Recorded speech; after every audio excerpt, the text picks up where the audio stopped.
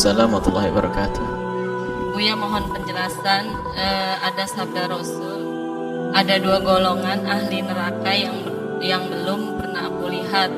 Suatu kaum yang memegang cambuk seperti ekor sapi yang digunakan untuk mencambuki manusia, dan wanita-wanita yang berpakaian tetapi telanjang, berjalan berlenggak-lenggok dengan memiringkan bahu-bahu mereka. Kepada mereka bagaikan punuk unta yang miring. Mereka tidak akan masuk surga dan juga tidak akan mencium baunya.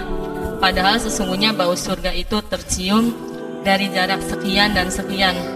Mohon penjelasan tentang wanita-wanita yang berpakaian tetapi telanjang, juga tentang berjalan berlenggak-lenggok dengan memiringkan bahu-bahu mereka. Terima kasih. Wassalamualaikum warahmatullahi wabarakatuh. Kemudian ada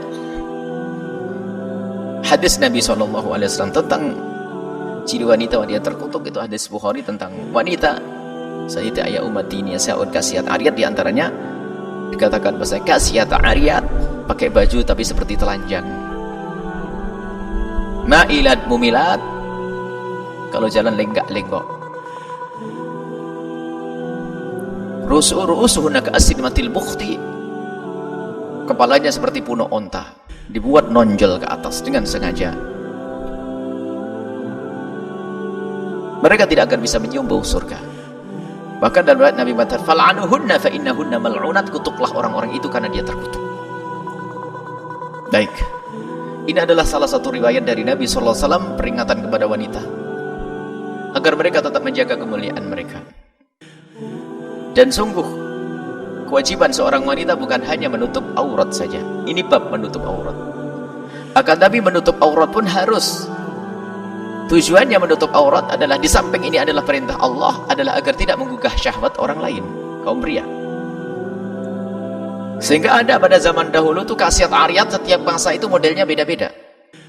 Kasiat ariyat pakai baju tapi ketelanjang, ini bingung orang pakai baju telanjang.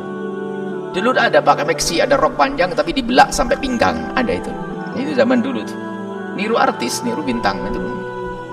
Itu kan ada model-model tahun 60-an, 70-an, tidak ingat tahun 7, kita belum lahir 60. Ini ada gambar-gambar yang ini, atau barang mungkin film-film lama yang ada, atau apa cerita ibu ini.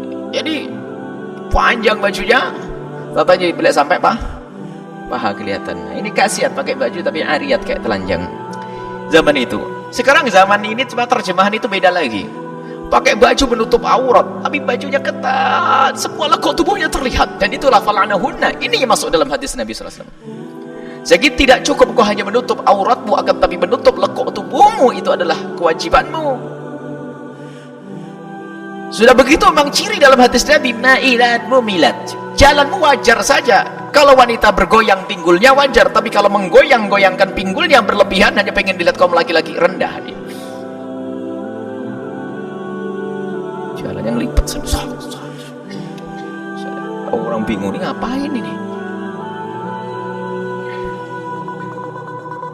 Memang wanita dibuat seperti itu. Kalau tidak bergoyang pinggulnya orang mati. Akan tapi bukan, jangan hentakkan kakimu hanya untuk dilihat oleh orang. Jangan membuat satu gerakan yang berbeda. Artinya apa?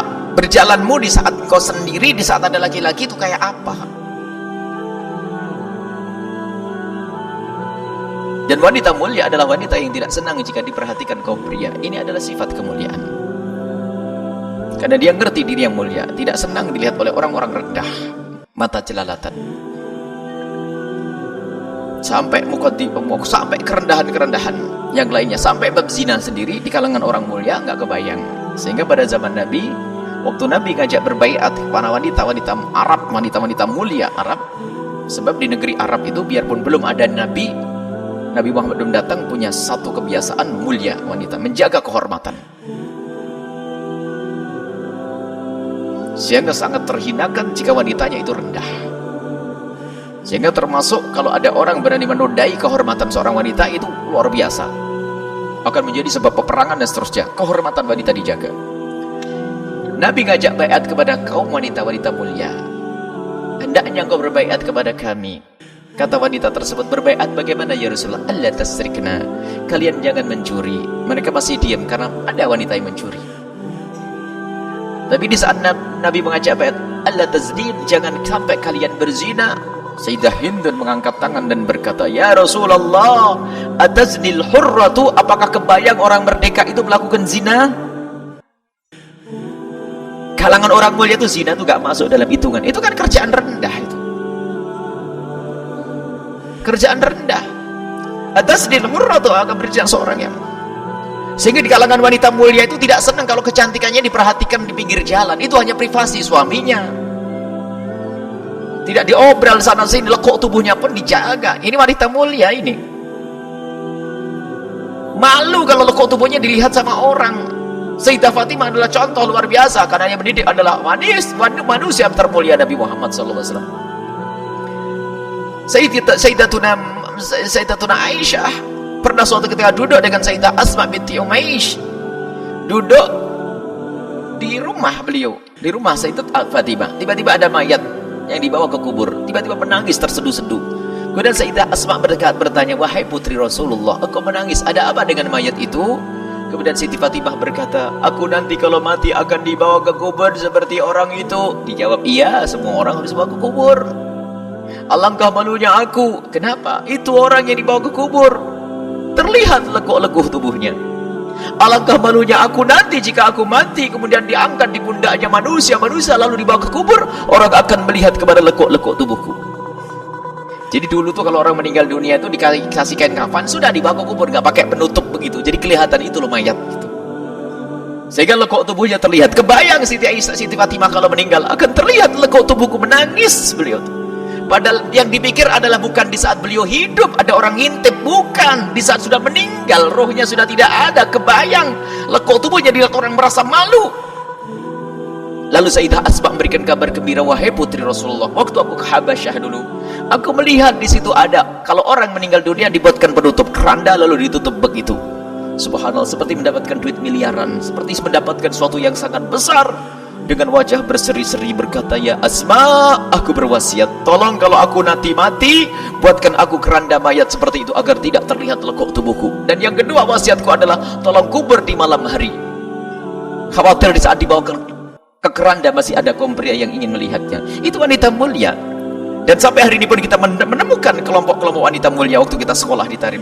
Wanita mulia, jadi kalau ada wanita berjalan kok ada laki-laki di belakangnya, dia pantang ada orang belakangnya, minggir, suruh laki-laki duluan.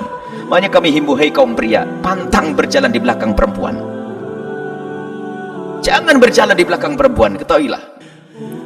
Kenapa? Perempuan itu semuanya indah, ada menggoda semuanya. Jadi sebagai wanita mulia, laki-laki perempuan mulia tidak pengen lekuk tubuhnya diperhatikan. Sekarang lihat, rendah-rendah, pamer semuanya, mulai dari lekuk juga yang pinggulnya, waduh habis semuanya, mau diobral di pinggir jalan, sampai akhirnya pezina menjadi banyak. Wanita mulia, dia semakin, coba ukur dirimu wahai anak-anakku semua khususnya, semakin kau tidak nyaman kau disaksikan kaum pria, semakin mulia. Semakin mulia di dalam dirimu karena engkau semakin tahu kemuliaan. Permata dan engkau bukan permata, engkau lebih dari permata. Akan tapi permisalan, permata itu kalau mulia tidak akan diobral di sana sini, dia akan disimpan di peti yang dikunci, taruh lemari dikunci, kamar dikunci, rumah dikunci, gerbang dikunci, lapor kepada satpamnya, jangan sampai ada orang boleh masuk ya. Akan tapi mana yang katanya engkau mulia kau obral di pinggir jalan sana, semua orang suruh menyaksikan dirimu. Bahkan kadang lebih busuk lagi berkata begini, yang penting kan hatinya. Ini paling sombongnya manusia di dunia dan di akhirat. Memangnya Siti Aisyah hatinya kotor sampai perlu seperti itu beliau? Makanya Siti Fatimah itu hatinya kotor sehingga beliau perlu nutup aurat kayak begitu. Ini adalah kesombongan, yang penting kan hatinya. Hebat bener ini, hati ente lebih bagus dari Siti Aisyah. Siti Fatimah pantesan. Jadi Siti Fatimah hatinya kotor sampai perlu menutup auratnya begitu. Ente enggak, Mbak.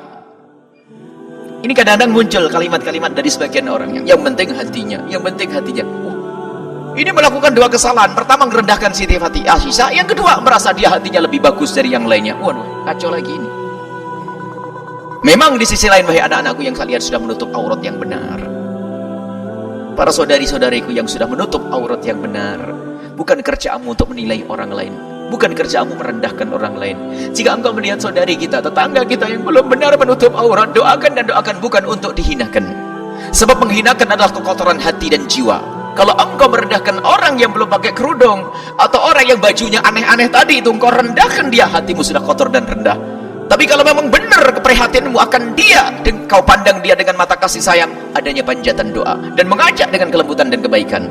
Jadi yang pakai kerudung saja merendahkan orang lain tidak boleh, apalagi yang tidak pakai, yang sudah menutup aurat benar saja nggak boleh merendahkan yang lain, apalagi yang bajunya ngaco tadi. Sudah bajunya ngaco, merendahkan orang yang pakai baju.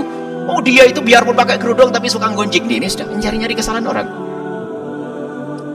Sadari kekuranganmu, wahai yang sudah pakai kerudung yang rapi, baju menutup aurat yang benar, jaga hatimu, jangan sekali-kali terlintas merendahkan orang lain. Biarpun kau pakai burkuk, pakai cadar, tapi hatimu kotor, hatimu yang perlu dijilbabi dan dicadarin. Jangan pandang orang lain dengan mata merendahkan. Yang menjadi masalah lagi adalah sudah dia secara lahir melanggar, bajunya nggak menutup aurat, ngomong yang penting kan hatinya. Ini kan masya Allah nih, merendahkan orang lain tidak boleh. Semoga di antara saudari kita yang mendengar suara ini yang bajunya belum bagus, semoga dimudahkan oleh Allah menutup aurat dengan cara yang benar. Yang sudah menutup aurat dengan benar, awas jangan merendahkan orang lain. Ini diskusi pembahasannya, ini tidak mencaci siapapun. Kita akan ini menjelaskan. Dan insya Allah adik-adik kita yang mendengar suara ini, dari mereka yang pakai baju ikut artis, ikut gayanya model, sehingga sekarang kan baju gaul menutup aurat ada aturannya, panduannya dari Nabi SAW. Kalau baju cool itu kan, gaul itu kan yang penting laku, yang penting model, yang penting menarik, yang penting karena untuk main sinetron, untuk main film, main ini, untuk pamer dan seterusnya. Nah ini, akan tapi pun demikian kita tidak boleh memandang mereka dengan pandangan merendahkan. Awas, jangan memandang siapapun yang belum benar merendahkan. Awas, memandang merendahkan adalah penyakit hati. Kalau mereka tidak menutup aurat, itu penyakit lahir. Yang menjadi masalah sudah lahir yang berpenyakit, hatinya pun kotor, lalu berkata yang penting kan hati bersih. Merasa hatinya bersih, ini bencana lagi. Jadi jangan merendahkan siapapun, baik yang sudah menutup aurat dengan rapi ataupun yang belum menutup aurat dengan rapi. Hindari untuk merendahkan orang lain. Akan tapi jika engkau merasa bahasanya dirimu punya kekurangan, mungkin ada di antara yang datang yang mendengar suara ini yang bajunya masih ketat dan sebagainya, ngadulah kepada Allah, ya Allah mudahkan aku untuk berpakaian yang benar dan jadikan diriku hanya untuk yang halal, ya Allah. Jangan sampai ada orang memandang kepadaku dengan haram lalu masuk neraka. Nah ini, sehingga diberi oleh suami yang baik, anak-anak yang baik, teman yang baik dan seterusnya. Wallahu a'lam bishawab.